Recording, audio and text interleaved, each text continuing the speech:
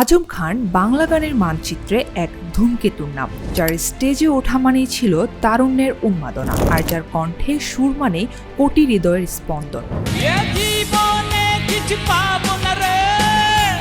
আজ এক দশক পেরিয়েও বাংলাদেশের সঙ্গীত আকাশ যে ধ্রুবতারাকে হাতড়ে বেড়ায়, তিনি সে পপ সম্রাট গুরু।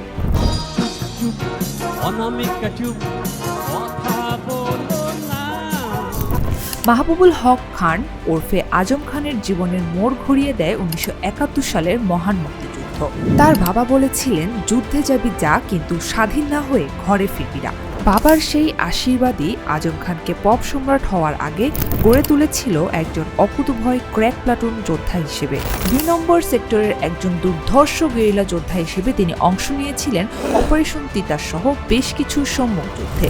যুদ্ধের সেই হার না মানা জেদি পরবর্তীতে তার গানে ফুটে উঠেছিল। 1972 সালে বন্ধুদের নিয়ে গড়ে তোলেন ব্যান্ড দল উচ্চারণ। সেই সময়কার বাংলাদেশে পপ বা ব্যান্ড সঙ্গীত ছিল অনেকটা অচেনা। কাঁধ পর্যন্ত লম্বা চুল, ডেনিম প্যান্ট আর অসাধারণ কণ্ঠে আজম খান যখন বিটিভির পর্দায় গাইলেন এত সুন্দর দুনিয়া, তখন পুরো দেশ যেন থমকে দাঁড়িয়েছিল।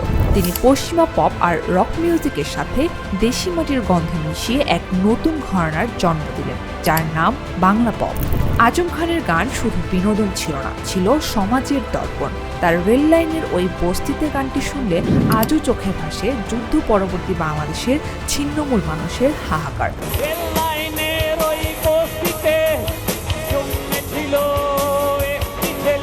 আবার আলাল ও দুলাল গানে পাওয়া যায় সেই সময়ের তারুণ্যের দুষ্টুমি আর সামাজিক চিত্র। আলালো দুলাল, আলালো দুলাল, আলালো দুলাল, আলালো দুলাল। ওরে সালেকা ওরে মালেকা কিংবা বাংলাদেশ গানগুলো আজও কনসার্টে হাজারো মানুষকে মাতাল করে তোলে। সঙ্গীতের পাশাপাশি তিনি রূপালী পর্দায়ও নিজের ছাপ রেখেছেন। ওরে সালেকা ওরে মালেকা, ওরে সালেকা ওরে মালেকা। 2003 সালে শহীদুল ইসলাম খোকন পরিচালিত গডফাদার চলচ্চিত্রে তিনি নাম ভূমিকায় অর্থাৎ খলনায়কের চরিত্রে দুর্দান্ত অভিনয় করেন। চোখের নজর দেখলে বুঝতে পারিস কার ধর কদ্দুর। হাজার হাজার ভক্তের প্রিয় পপ সম্রাট হওয়া সত্ত্বেও আজম খানের জীবন ছিল অত্যন্ত সাধারণ।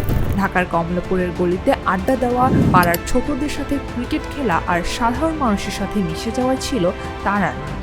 তাকে কোনোদিন তারকাখ্যাতির আভিজাত্য স্পর্শ করতে পারেনি। আজকের বাংলাদেশের যে শক্তিশালী ব্যান্ড সঙ্গীতের ধারা, তার ভিত্তিপ্রস্তর স্থাপন করে গেছেন আজম খান। এলআরপি, মাইলস থেকে শুরু করে বর্তমান প্রজন্মের হাজারো ব্যান্ড দল এবং পপ শিল্পীরা তখন তাকে গুরু বলে আখ্যায়িত করেন।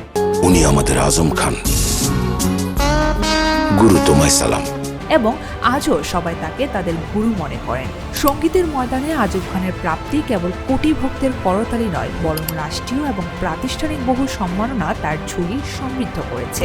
সঙ্গীতে অসামান্য অবদানের স্বীকৃতিস্বরূপ বাংলাদেশ সরকার তাকে 2025 সালে দেশের সর্বোচ্চ বেসামরিক সম্মাননা স্বাধীনতা পুরস্কার এবং 2019 সালে 21 পদক মরণোত্তর প্রদান করে, যা তার কিংবদন্তি হয়ে ওঠার পথে এক চূড়ান্ত মহিমা যোগ করে। এছাড়া হলিউড থেকে পাওয়া Coca-Cola gold bottle award, television দর্শক পুরস্কার এবং বীর মুক্তিযোদ্ধা হিসেবে পাওয়া বিভিন্ন সম্মাননা প্রমাণ করে যে তিনি শুধু একজন শিল্পী হিসেবেই নন, বরং একজন দেশপ্রেমিক যোদ্ধা হিসেবেও জাতির কাছে সমানভাবে সমাদৃত ছিলেন।